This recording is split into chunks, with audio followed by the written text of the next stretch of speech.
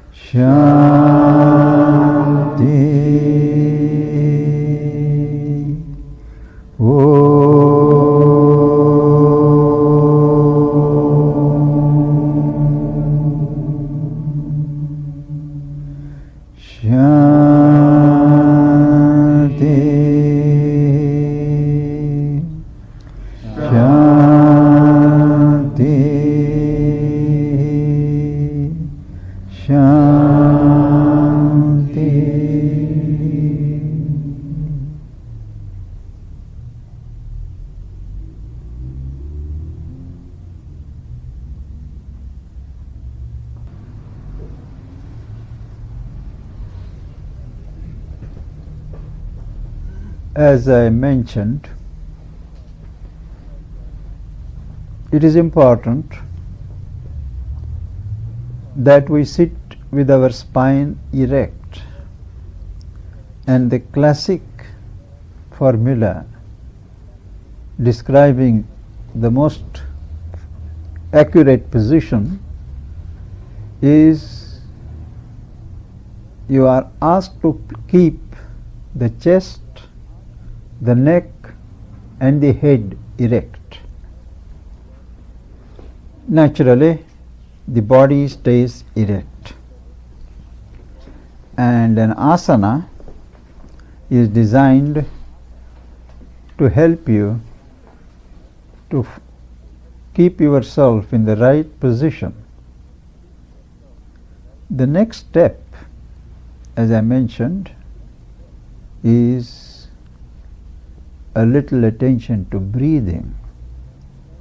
I suggest that without having to do it with the two nostrils alternately, today we just take 6 deep breaths.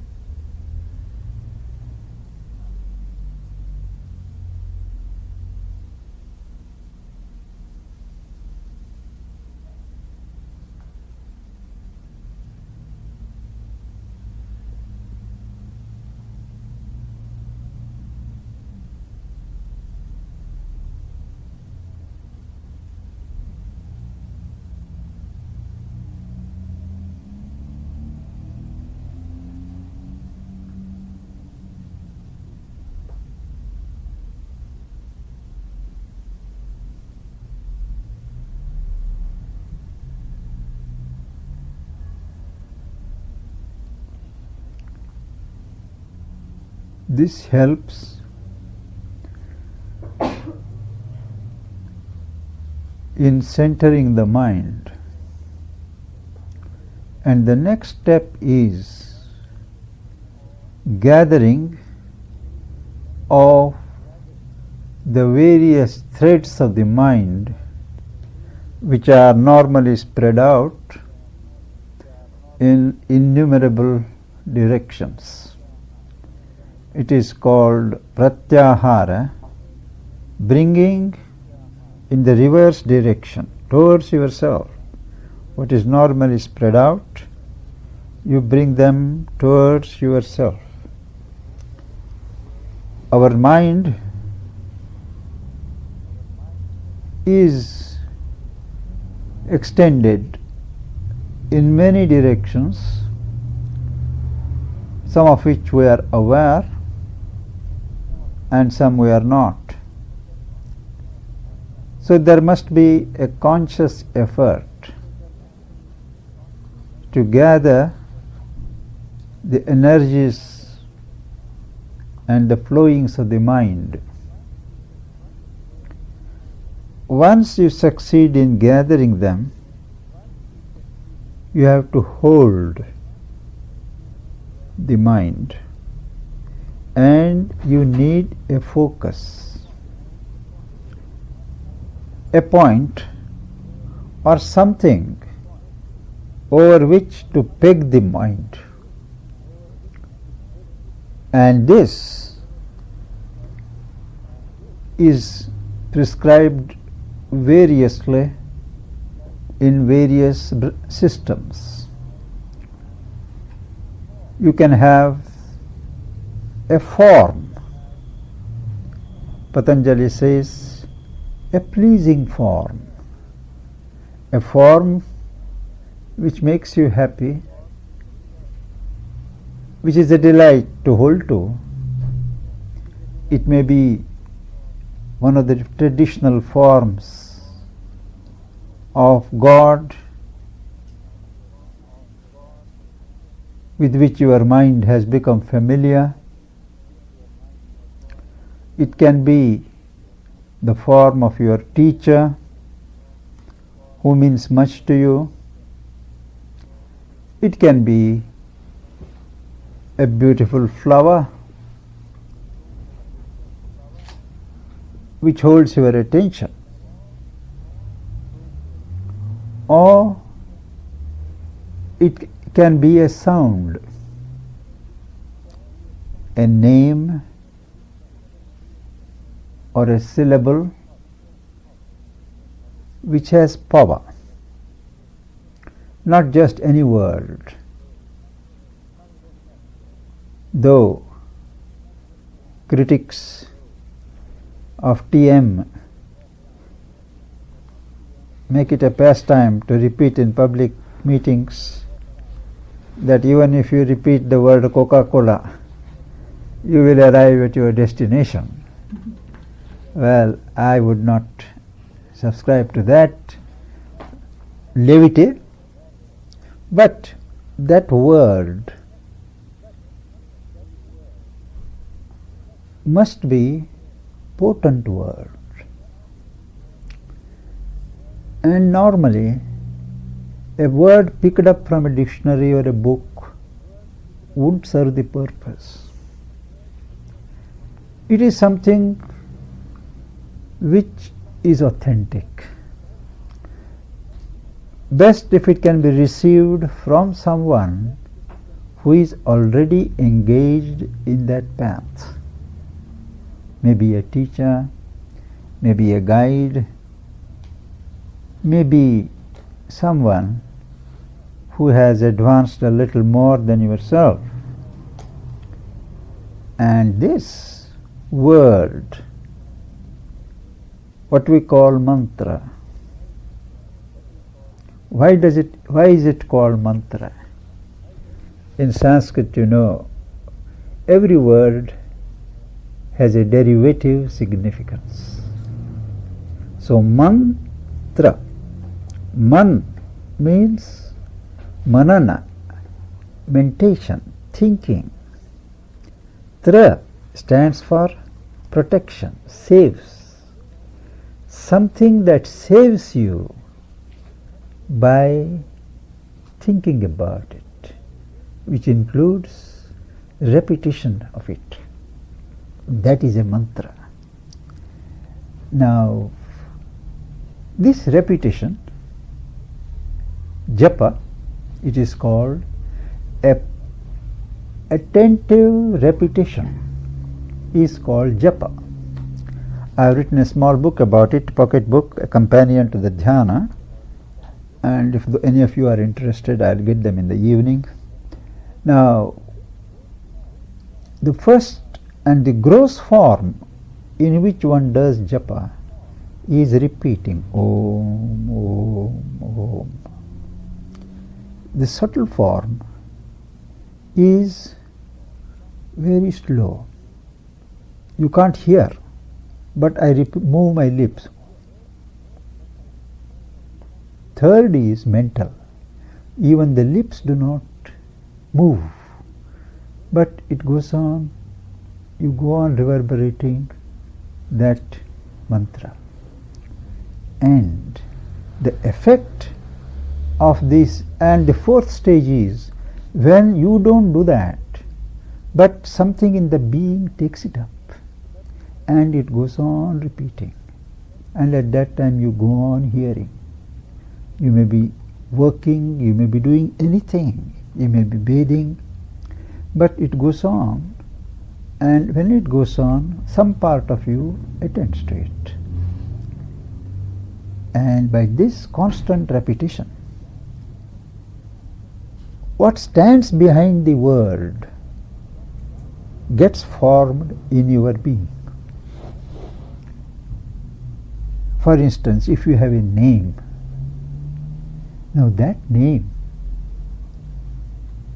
a name is not just a label. When language was a vigorous and a living force, words were not used just because they are used by others. Words have a history.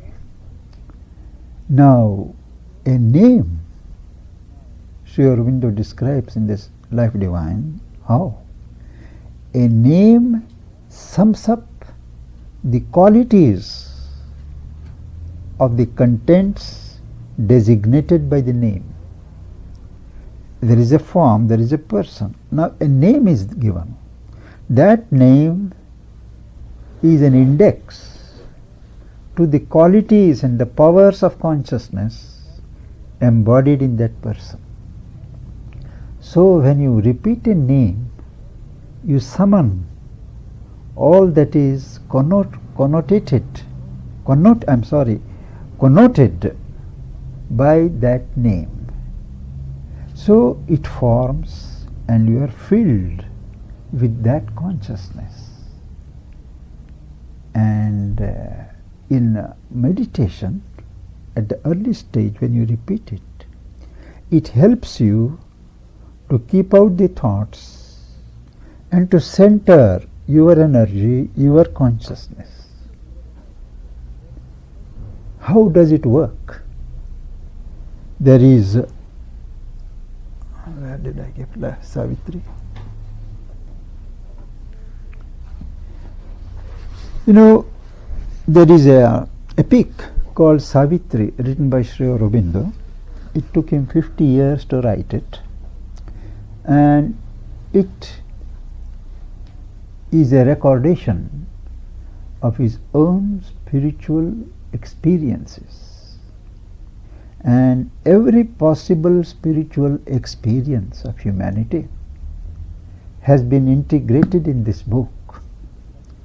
It is a kind of autobiographical narration which he took 50 years to complete. Though he was a born and an inspired poet, still he went on revising it. And as he said, as he reached each higher level of consciousness, he pulled up the poem to that requisite level that he had attained. That is why it took so many years. And there are certain descriptions and lines which are very evocative. They not only inform you, communicate the meaning, but they have a power. They help to induce the same experience in you when you read or when you hear. And that is the secret to the mantra. It is a channel. It is like a spring. Something goes out of it and establishes itself. Lets itself be experienced by the person who hears it or who repeats it. Now what happens when you repeat a word or a mantra? He describes.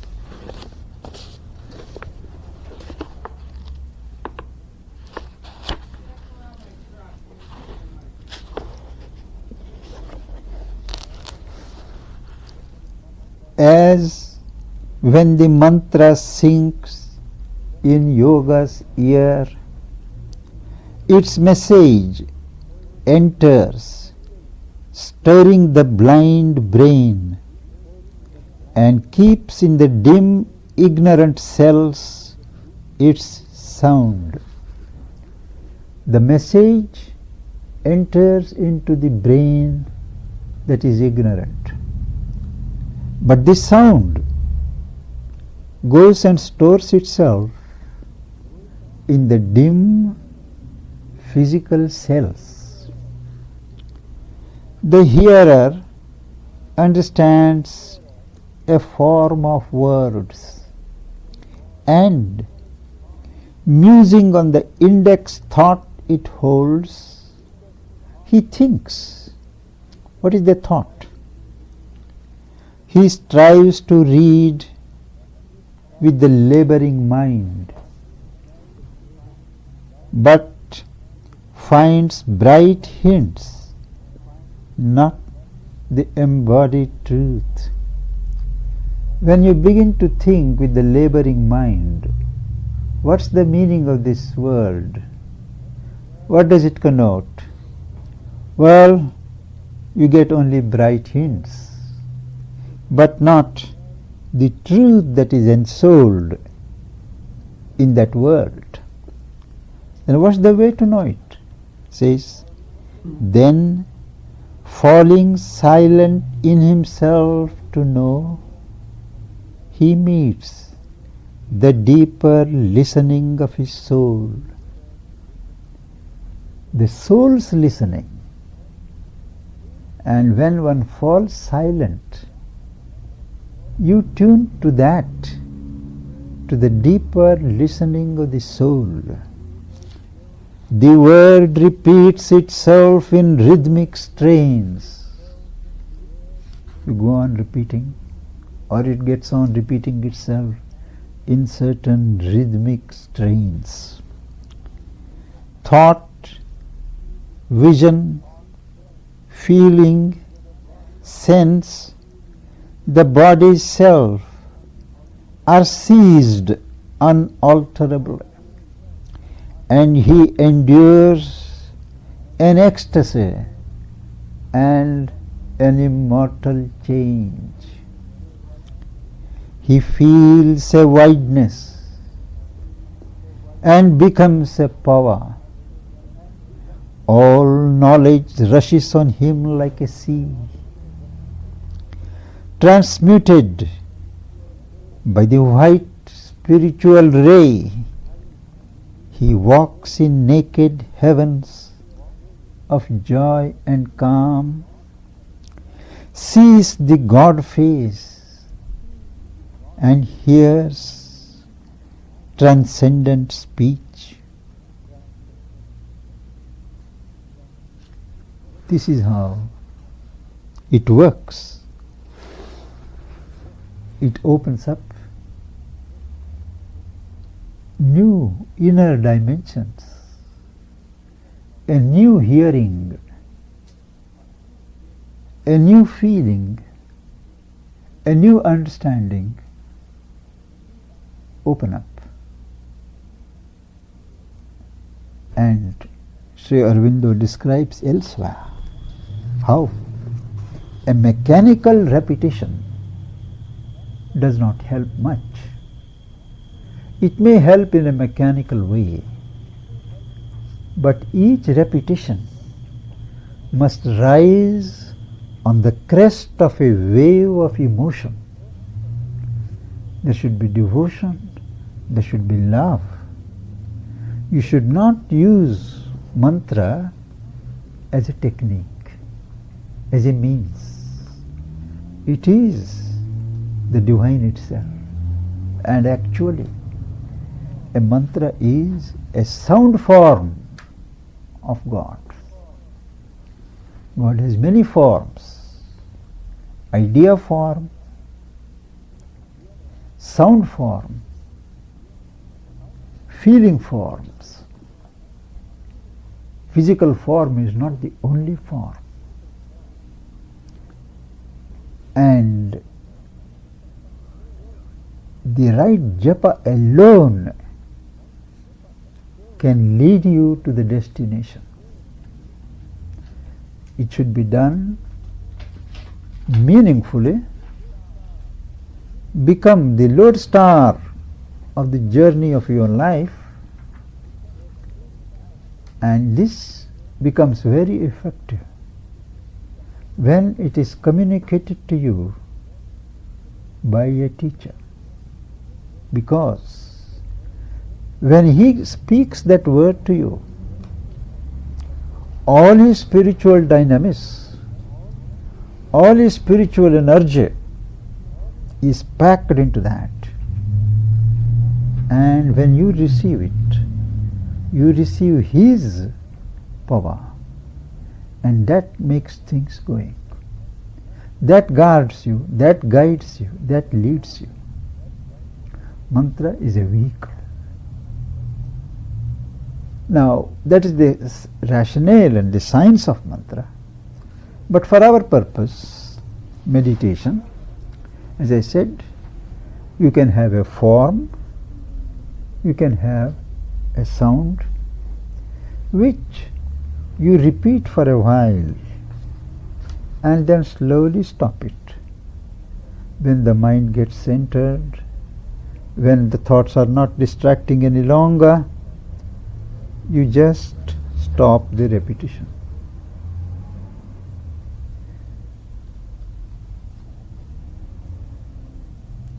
Or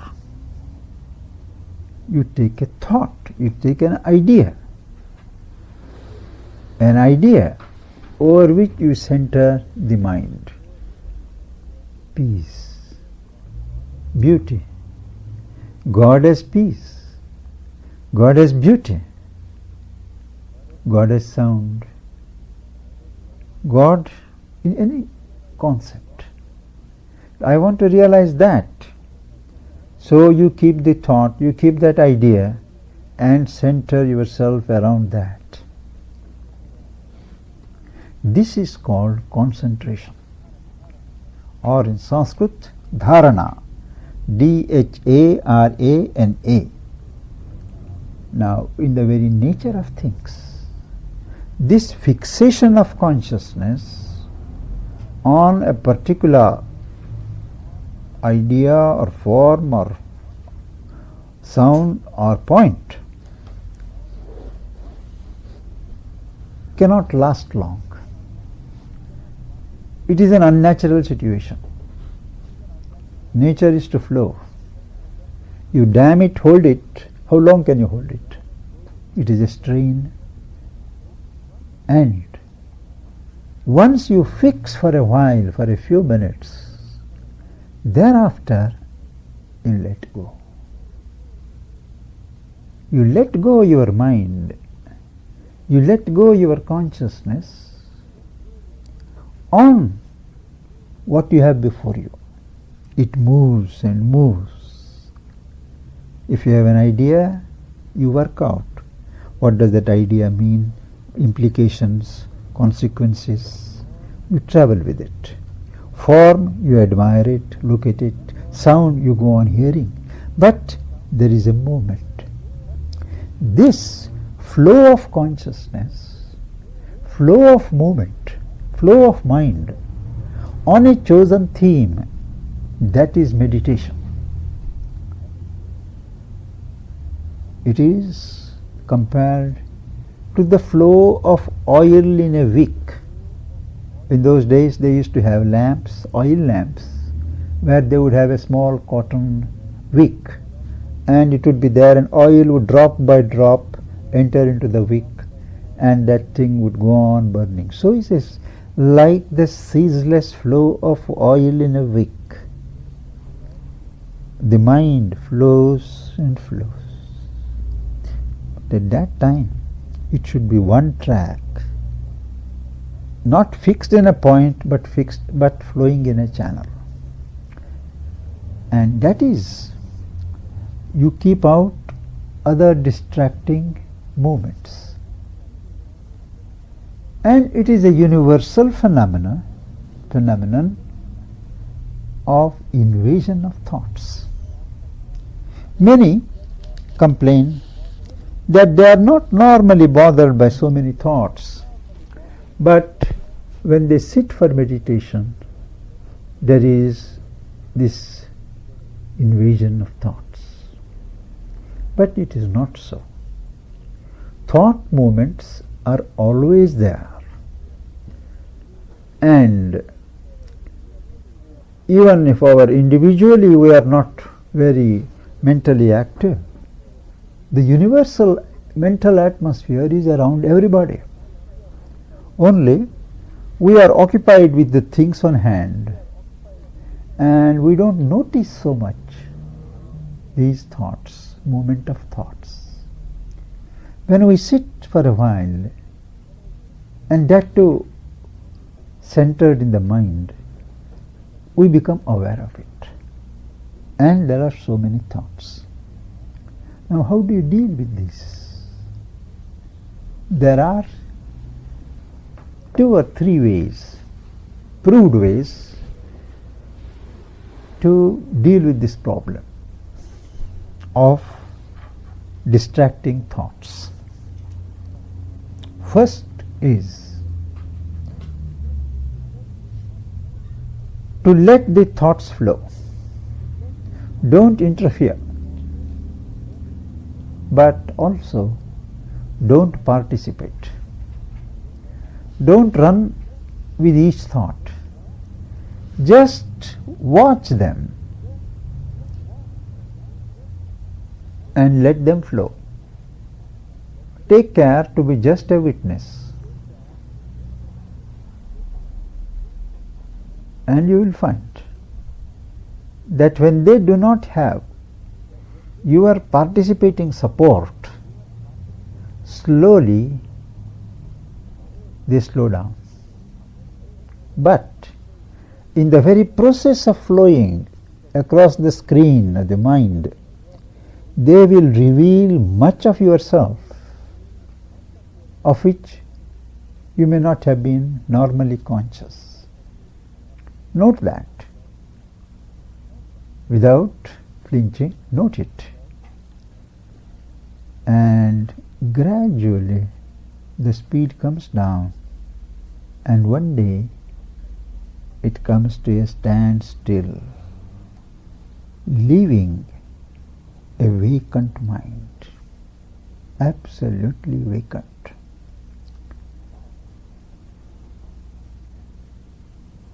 The second method is to regard each thought that comes as an outsider and just bar it. One by one, you bar the thoughts, and in course of time, you have what is called an empty mind. A most difficult process. To be vigilant, and to shut out each thought as it comes. But when you succeed, you have an empty mind. Long before Sri Aurobindo started his serious yoga, he was met by a teacher. He said he will teach him meditation. And Sri Aurobindo said yes. So he took him to an attic of a house. Sri Aurobindo was, I believe, about 36 at that time, or 30, yes, about 36. He took him to an attic and he said, sit down. Both sat down, the teacher and the student. And he said, now close your eyes and you will see thoughts coming. And as each thought comes, stop it. Sri Aurobindo says, I had heard of being aware of thoughts, but that once can see thoughts, it was new to me. But I didn't think of questioning the teacher. You know, in India it is a tradition. You never question the teacher. So he just had that faith, and he said he was amazed that he did see thoughts coming. Each thought had a form. And he just did what he was told, to stop the thoughts. And within 3 days, he says, his mind became completely empty. Of course, these 3 days he didn't do anything else. And the mind became completely empty. And a silence established itself. So for the rest of his life, there was no mental activity. He even wrote that thinking is foreign to his life. Whatever he wrote, whatever he said, it came from a different source. His mind was only a channel. Now, that is the second process. The third, which I personally think is preferable because it is the one that I use, and that is not to fight with the thoughts, not to waste your energy in dealing with the thoughts, but ignore the thoughts.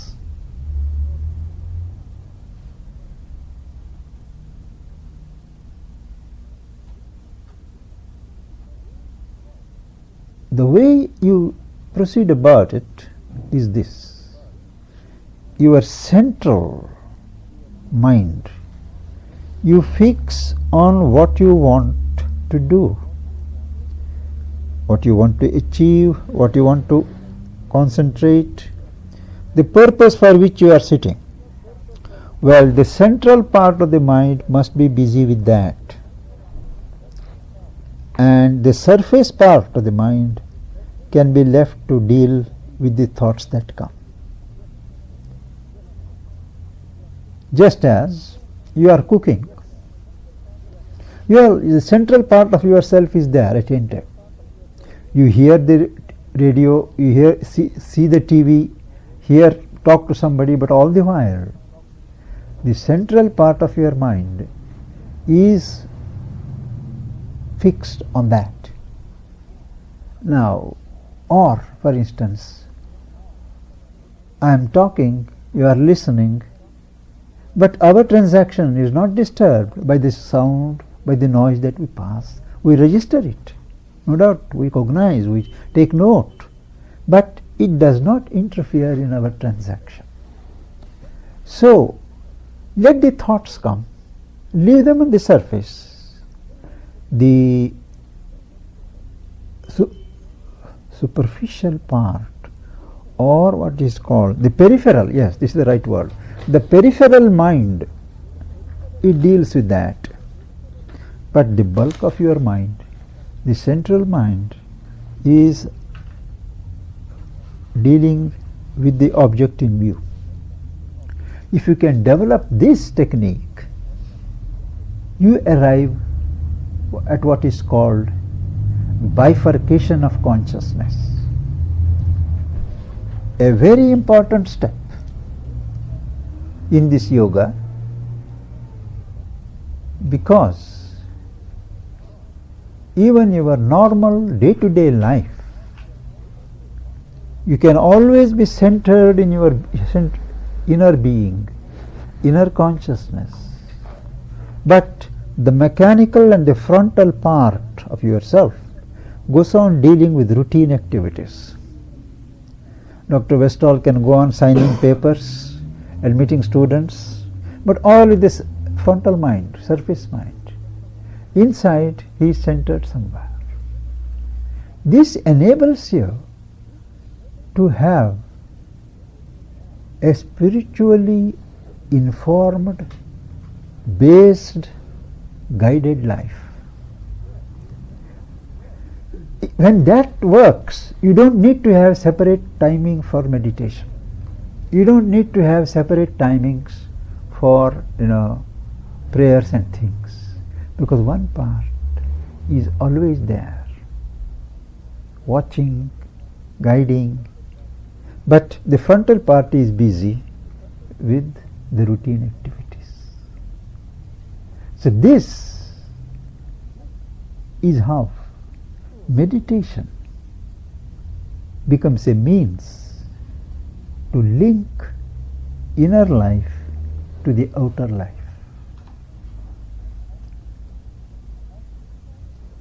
And this is also in tune with what Mother says.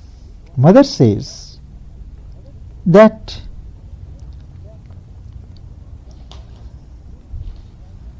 do not try to empty your mind. It is a unnatural process. Nature will not tolerate a vacuum. But fill the mind with the right things. As it is, the mind is full of turbid contents, wrong things.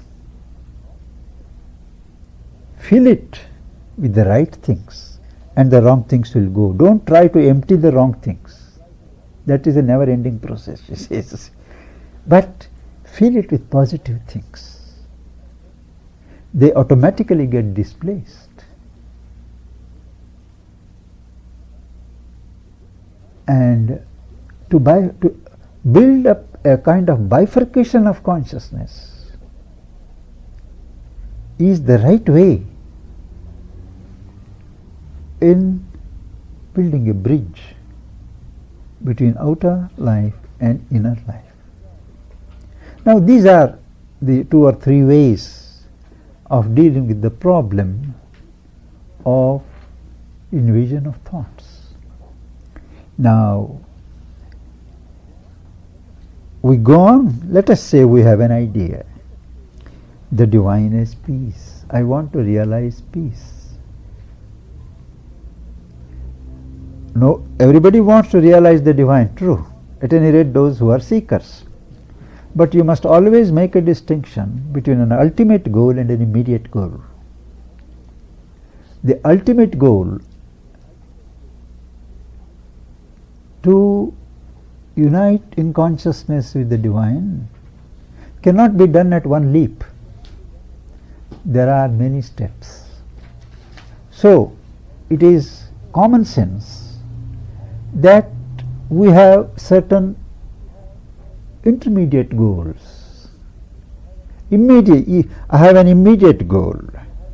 After that there comes another. After that another. And we go goal by goal till we reach the what is called the ultimate goal. Even when you go to the ultimate goal, you find there is something else that opens up. There is another matter. Now, let us say, first we need peace. Without peace, without silencing the mind, nothing can be achieved in the path of meditation. Maybe in the path of devotion, you don't need that. You don't need it that much. But in the path of meditation, in the path of knowledge, you need divine is peace. Now what is peace? You think at that time, you work out that problem. The divine is peace. Peace is not to be disturbed. Peace is something solid. We think about it. Now, what does peace require? Peace requires that I should not have any disturbing emotions, violent feelings. I should refuse to play into the hands of these violent forces. Now, all that you weave out a pattern of thinking, a pattern of feeling, all the while knowing that the divine is to be realized as peace.